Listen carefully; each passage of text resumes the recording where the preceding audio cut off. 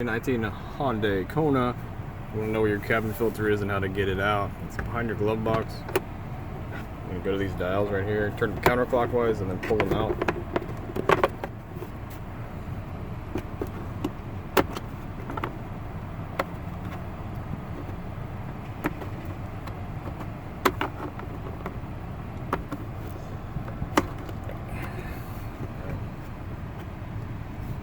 And your cabin filter's in here. You go right here. You see to pinch this, and then notate how that is. So it actually goes in here like that. There's the cabin filter.